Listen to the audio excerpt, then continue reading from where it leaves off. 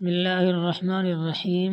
محترم ناظرین، وہ کون سی تین عورتیں ہیں جنہیں دیکھ کر اللہ مسکراتا ہے؟ اللہ تعالیٰ ان تین عورتوں کو ان کے کون سے عمل کی وجہ سے پسند کرتا ہے؟ اور عورت کے اندر یہ تین خوبیاں اللہ پاک کو بہت ہی زیادہ پسند ہیں۔ ایک دفعہ جب حضرت عائشہ صدیقہ رضی اللہ تعالیٰ عنہا سے پوچھا گیا کہ اے ام المؤمنین، عورتوں کی کون سی خوبیاں ہیں جو اللہ تعالیٰ کو بہت پسند ہیں؟ حضرت اما عائشہ صدیقہ رضی اللہ تعالی عنہا نے فرمایا، اے اسلام کی شہزادیوں، تمہاری تین خوبیاں اللہ تعالیٰ کو بہت ہی زیادہ پسند ہیں۔ جب پوچھا گیا کہ وہ کون سے تین خوبیاں ہیں تو آپ رضی اللہ تعالی عنہا نے فرمایا، پہلی خوبی پردہ ہے۔ پردہ کسی خاتون کی ایسی خوبی ہے جو اللہ تعالیٰ کو بہت ہی زیادہ پسند ہے۔ جب کوئی خاص خوبیاں اللہ کو بہت پسند ہوں تو پھر ظاہر ہے وہ خوبیاں اپنانے والی عورتیں بھی اللہ کو بے حد پسند ہیں۔ فرمایا گیا کہ اللہ کی پسندیدہ بندی بن جاؤ اور پردہ کو اپنا زیور سمجھو۔ محترم ناظرین، یہ دیکھا گیا ہے کہ آج کل کی عورتیں کہتی ہیں جی اصل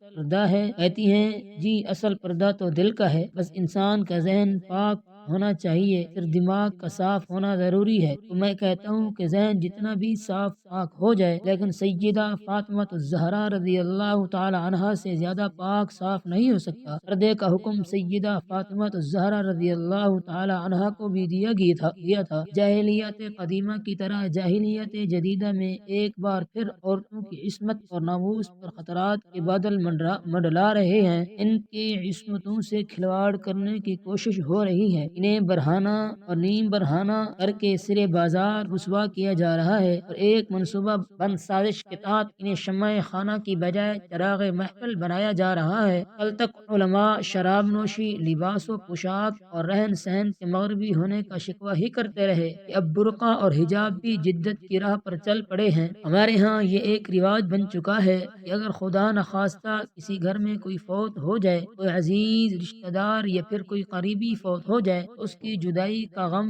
ہر چیز پر مسلط ہو جاتا ہے، تاکہ نماز پر بھی مسلط ہو جاتا ہے، پردے پر بھی مسلط ہو جاتا ہے۔ عورتوں کو اپنے پردہ کا خیال نہیں رہتا، باپ بھائی بہن کو نماز کا خیال نہیں رہتا۔ محترم ناظرین، صحابہ کرام رضوان اللہ علیہم اجمعین کے دور میں جب کوئی فوتگی ہو جاتی تھی، ظاہر ہے کہ خاندان والوں کے لیے یہ ایک بہت ہی غم زدہ صورت حال ہوتی تھی، لیکن پھر بھی یہ غم خواتین کے پردے پر اثر نہیں ڈالتا تھا۔ اس دور میں فوت کے دن بھی عورتیں پردے کا خیال رکھا کرتی تھیں۔ ہر چیز پر غم مسلط ہو جاتا تھا مگر نماز پر مسلط نہیں ہوتا تھا۔ لوگوں کو پتہ ہوتا تھا کہ ابھی نماز کا وقت ہونے والا ہے، اٹھو اور نماز پڑھو، میت اکیلی پڑی رہے تو کوئی پرواہ نہیں، لیکن وہ لوگ ہر حال میں نماز پڑھتے تھے۔ اسلام کی ایک مقدس شہزادی کا واقعہ ہے کہ اس کا ایک ہی بیٹا تھا، وہ بھی اسلام و کفر کے معرکے میں شہید ہو گیا۔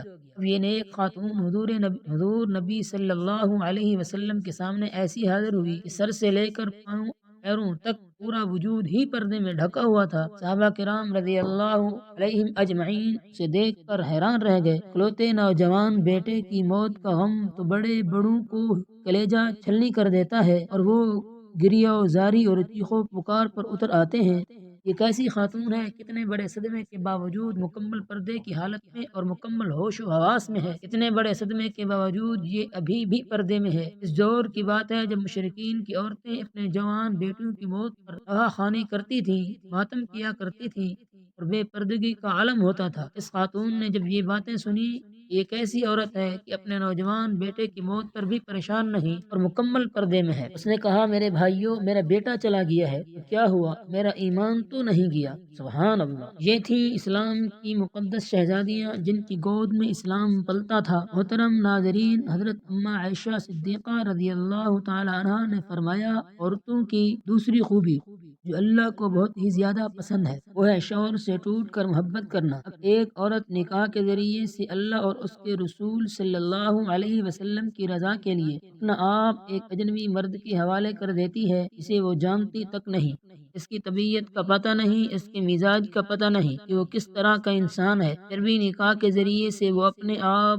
کو اللہ اور اس کے رسول صلی اللہ علیہ وسلم کی رضا اور خوشنودی کی خاطر ایک اجنبی مرد کے حوالے کر دیتی ہے، پھر اس شخص کی اولاد کو 9 ماہ تک اپنے پیٹ میں رکھتی ہے، طرح طرح کی اذیتیں سہتی ہے اور موت کی جیسے کیفیت سے گزر کر اس کی اولاد کو جنم دیتی ہے۔ بچہ پیدا ہو جاتا ہے تو ایک ماں اپنی فکر بالکل ترک کر دیتی ہے، اپنا آپ بھول جاتی ہے اور اس بچے کی تربیت میں مصروف ہو جاتی ہے۔ یہی سوچ اس کے ذہن میں ہوتی ہے کہ جب یہ بچہ بڑا ہو کر اچھے خدمات سے انجام دے گا تو کوئی یہ نہ کہے گا اس کی ماں نے اس کی تربیت اچھی نہیں کی۔ لیکن پھر یوں ہوتا ہے کہ جب وہ بچہ بڑا ہو کر اچھے کام کرتا ہے اور اچھے خدمات سے انجام دیتا ہے تو سبھی اس کے باپ کی تعریف کرتے ہیں، اور وہ یہ نہیں کہتا کہ فلاں عورت نے اس کی ماں نے اس کی اچھی تربیت کی ہے جس کی وجہ سے یہ بڑا انسان بنا ہے۔ تو کئی سال تک جب وہ ہمارے بچوں کی پرورش میں لگ جاتی ہے اور اپنا آپ بالکل بھول جاتی ہے تو اس کے چہرے پر جھریاں نمودار ہونے لگ جاتی ہیں۔ ایسی عورت کو کئی شوہر یہ کہہ کر ٹھکرا دیتے ہیں کہ عورت مرد کے پاؤں کی جوتی ہوتی ہے، وہ جب چاہے جوتی کو تبدیل کر سکتا ہے۔ اللہ اکبر۔ ایک بزرگ اور ایک نیک انسان کی محفل میں لوگ بیٹھے ہوئے تھے، وہاں یہ بات چل رہی تھی کہ ایک مرد کہہ رہا تھا، کیا عورت مرد کی جوتی ہوتی ہے؟ مرد کو جہاں بھی اپنا مناسب سائز کی جوتی نظر آئے تو کیا وہ بدل لے؟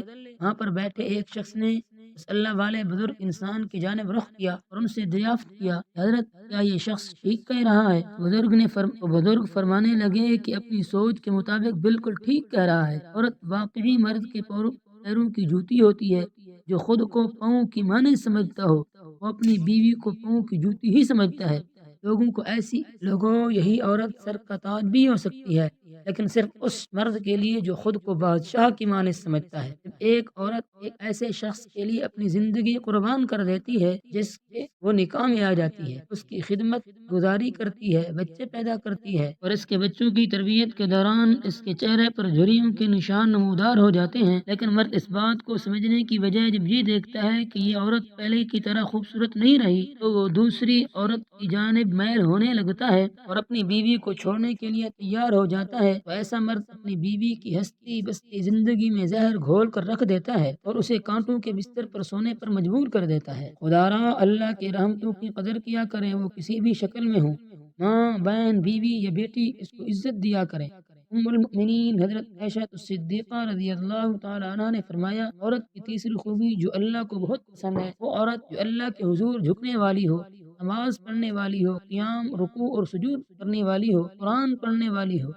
آج کل کی عورتیں کہتی ہیں جی بچے زیادہ ہیں اس لیے نماز پڑھنے کا وقت ہی نہیں ملتا، اللہ کے حضور جھکنے کا وقت ہی نہیں ملتا۔ تو آئیے اسلام کی مقدس شہزادیاں ہیں سیدہ فاطمہ الزہرا رضی اللہ تعالی عنہا کے بابرکت گھرانے کے بات کرتے ہیں۔ جنت کے سرداروں امام حسن اور حسین رضوان اللہ اجمعین کی تربیت بھی ہو رہی ہے، حضرت علی رضی اللہ تعالی عنہ کی خدمت بھی ہو رہی ہے اور مہمانوں کو کھانے بھی پیش کیے جا رہے ہیں۔ جب رات ہوتی ہے تو سیدہ فاطمہ الزہرا رضی اللہ تعالی عنہا سونے کے لیے بستر پر جانے کی بجائے اللہ کے حضور مصلی بچھا لیتی ہیں، قیام کرتی ہیں، رکوع کرتی ہیں اور پھر سجدے میں جاتی ہیں۔ ایک کے بعد دوسرا سجدہ بھی مکمل نہیں ہوتا، صبح ہو جاتی ہیں۔ سبحان اللہ۔ اور اللہ پاک سے دعا کرتی ہیں کہ اے اللہ تو ایسی رات بھی بنا دے کہ فاطمہ کھل کر تیری عبادت کر سکے۔ اللہ پاک سے دعا ہے کہ اللہ پاک ہمیں نیکی کی باتوں پر عمل کرنے کی توفیق عطا فرمائے اور ہمیں باپردہ مسلمان بنائے، اور اللہ پاک دین حق کو سمجھنے اور اس پر عمل کرنے کی توفیق عطا فرمائے۔ آمین ثم آمین۔ محترم ناظرین، آج کی میری اس انفارمیشن ویڈیو کو لائک کر دیجئے اور میرے اسلامی چینل مصطفیٰ کی باتوں کو سبسکرائب کر دیجئے۔ جزاک اللہ خیرا کثیرا۔